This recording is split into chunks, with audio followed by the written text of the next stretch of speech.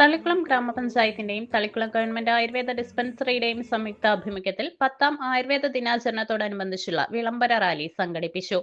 Thalikkulam government Ayurveda ഡിസ്പെൻസറിയിൽ നിന്നും ആരംഭിച്ച് പത്താംകല്ലിയിൽ അവസാനിച്ച റാലി തളിക്കുളം ഗ്രാമപഞ്ചായത്ത് പ്രസിഡന്റ് PI സജിത ഉദ്ഘാടനം ചെയ്തു. ആരോഗ്യ വിദ്യാഭ്യാസ standing committee chairperson Sandhya Manoharan അധ്യക്ഷത വഹിച്ചു.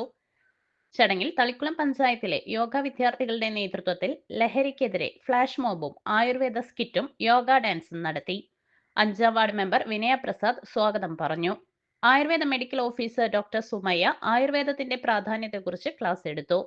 Thalikkulam grama panchayat vice president PK Anitha teacher, ക്ഷേമകാര്യ standing committee chairperson Bushara Abdul Nasar, Thalikulam block panchayat member Kala teacher, homeo medical officer doctor Kiran എന്നിവർ ആശംസകൾ അർപ്പിച്ച് സംസാരിച്ചു. ആയുർവേദ ഡിസ്പെൻസറിയിലെ ജീവനക്കാരായ pharmacist Maria, attender Mallika, multipurpose worker Sunesha, PTS Dixon, Thalikulam ഗ്രാമപഞ്ചായത്തിലെ ആശാ വർക്കർമാർ, യോഗ വിദ്യാർത്ഥികൾ, പൊതുജനങ്ങളും പരിപാടിയിൽ പങ്കെടുത്തു. ആയുർവേദ ഡിസ്പെൻസറിയിലെ യോഗ ഇൻസ്ട്രക്ടർ ലൈജു ചടങ്ങിൽ നന്ദി പറഞ്ഞു. രീതിയാണ് എന്ന് പറയുന്നത് ആയുർവേദം എന്ന് പറയുന്നത് അല്ലെ ഡോക്ടറെ, ഏറ്റവും പ്രായം ചെന്ന ഒരു ചികിത്സാ രീതി, ഏറ്റവും പഴക്കമുള്ള ഒരു ചികിത്സാ രീതി.